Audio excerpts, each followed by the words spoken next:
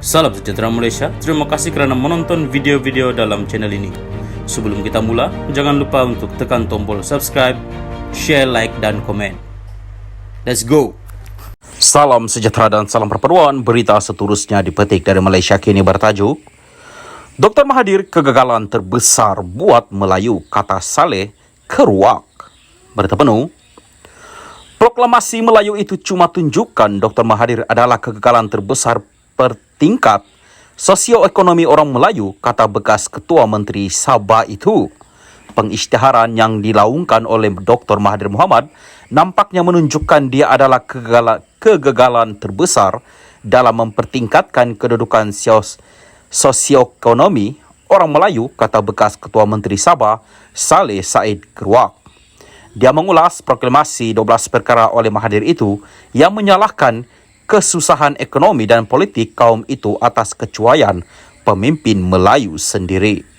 Dalam erti kata lain, Saleh menyifatkan ia ibarat pengisytiharan yang menuduh diri sendiri kerana ia mencadangkan bahawa Mahathir adalah yang paling cuai daripada semua kepimpinan Melayu itu. Beliau telah menjadi Perdana Menteri selama 22 tahun dari 1981 hingga 2003 dan kemudian selama 22 bulan dari 2018 hingga 2022, dia mengetuai dua kerajaan berbeza tetapi masih gagal. Pengisytiharan itu menunjukkan bahawa penggantiannya, Abdullah Ahmad Badawi, juga gagal. Orang yang disokongnya untuk menggulingkan penggantinya, Najib Razak, juga gagal. Orang yang bekerjasama dengannya untuk menjatuhkan pengganti kepada penggantinya, Muhyiddin Yassin, juga gagal. Selain menggagalkan dirinya, Mahathir mempunyai peranan penting dalam memilih orang lain yang juga dikatakan gagal dalam mempertingkat nasib orang Melayu. Jadi kesimpulannya mudah sahaja. Dia adalah kegagalan terbesar, katanya kepada Malaysia kini. Mempertahankan bagaimana pengisytiharan itu mendakwa pilihan raya umum lepas menyaksikan kaum Melayu hilang kuasa politik, Saleh menyoal pemerintahan Mahathir yang tidak dipertikaikan selama lebih 2 dekad. Beliau mengetuai kerajaan yang berjaya dalam semua pilihan raya umum. BN telah menguasai 2/3 daripada kerusi Dewan Rakyat. Walaupun begitu, pengisytiharan itu mendakwa keadaan orang Melayu masih dalam keadaan suram. Jadi apa gunanya kuasa politik itu apabila ia tidak memberi manfaat kepada orang Melayu? Dia tanya. Menurut Saleh, pengisytiharan itu tidak ada kena mengena dengan nasib orang Melayu. Sebaliknya, bagi memastikan Mahathir kekal relevan selepas tewas dalam pilihan raya umum lalu.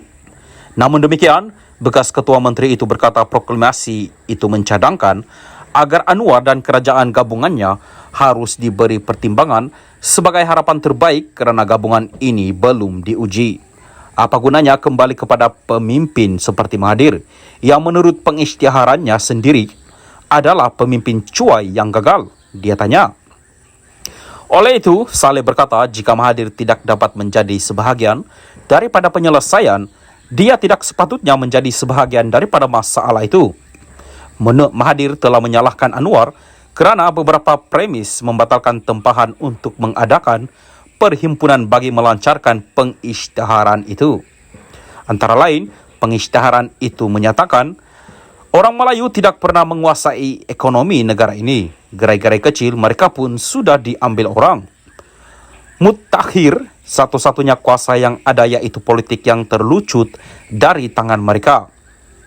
Nasib orang Melayu kini dan akan datang tidak lagi dapat ditentukan oleh mereka. Puncanya kerana kecuaian pemimpin Melayu sendiri. Parti Melayu atas nama agama, bangsa dan negara sudah diseleweng menjadi parti untuk memewahkan diri. Rebutan jawatan dan wang telah menjahanamkan perpaduan bangsa Melayu. Lemahnya Melayu sehingga kedaulatan tanah air ini pun bakal terlepas dari tangan mereka. Masa depan Melayu kini amat gelap. Kemiskinan memaksa orang Melayu menjual tanah-tanah mereka.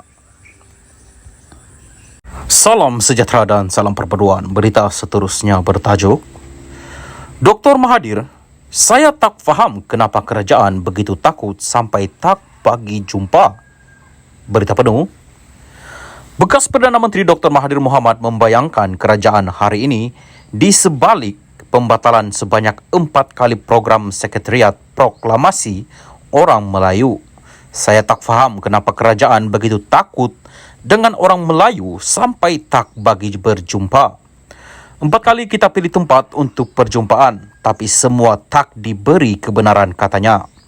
Kalau mereka takut kepada saya, parti saya kalah 125 kerusi pada PRU15. Bukan kalah sedikit, tetapi semua deposit hangus, katanya pada sidang media Jawatan Kuasa Proklamasi Orang Melayu di Kuala Lumpur hari ini. Bagaimanapun, Mahathir tidak memperincikan dakwaannya atau memberikan sebarang bukti wujudnya campur tangan kerajaan berkenaan perkara itu. Semalam, penganjur acara itu dilaporkan berkata, pengurusan lokasi kedua membatalkan tempahan pihaknya. Pihak pengurusan Dewan tidak menyatakan sebarang sebab atas pembatalan tersebut menurut Sekretariat Proklamasi Orang Melayu dalam kenyataan seperti dipetik Free Malaysia Today. Ini kali kedua perkara itu berlaku setelah tempahan di lokasi pertama, Hotel Impiana KLCC di Kuala Lumpur, dibatalkan kerana masalah teknikal menurut laporan itu. Mengulas lanjut, bekas ahli Parlimen Langkawi itu mendakwa kemungkinan pembatalan perjumpaan proklamasi Orang Melayu itu juga disebabkan tangan gaib yang takutkan bayang-bayang sendiri. Mereka takut segala salah laku mereka akan terbongkar apabila orang Melayu bersatu dan sedar perbuatan mereka selama ini, kata Dr. Mahathir yang juga penasihat gerakan terbabit. Menurutnya, Majlis Proklamasi Orang Melayu oleh Jawatan Kuasa Proklamasi Orang Melayu bukan agenda mana-mana parti politik. Sebaliknya, kata Dr. Mahathir, tujuan proklamasi diadakan adalah untuk memberi kesedaran kepada orang Melayu mengenai situasi politik negara masa kini. Kami tidak mewakili mana-mana parti politik. Kami hanya mau menyatukan orang Melayu yang kini semakin berpecah akibat politik negara, katanya. Menyasarkan kritikannya terhadap Perdana Menteri Anwar Ibrahim, Mahathir mendakwa pentadbiran kerajaan kini lebih zalim daripada penjajah British kerana ketika pemerintahan British, orang Melayu masih boleh berkumpul dan bersuara. Di zaman saya pun, orang Melayu boleh bercakap, tetapi di zaman demokratik Anwar, orang Melayu tak boleh bercakap. Itulah demokrasi Anwar Ibrahim, dakwanya.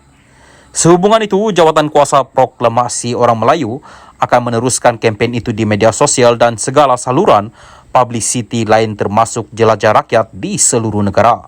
Mahathir juga berkata maklumat terkini pergerakan Jawatan Kuasa Proklamasi Orang Melayu akan dihebahkan kepada semua rakyat melalui pelbagai saluran. Sementara itu, Mahathir mengulas tindakan kerajaan perpaduan dalam membenteras kegiatan rasuah di kalangan pemimpin negara. Namun saya sedikit terkilan, tindakan hanya diambil jika mereka adalah dari parti pembangkang. Kerajaan harus sedar pesalah rasuah ada di mana-mana, termasuk dalam pemimpin kerajaan kini, katanya lagi.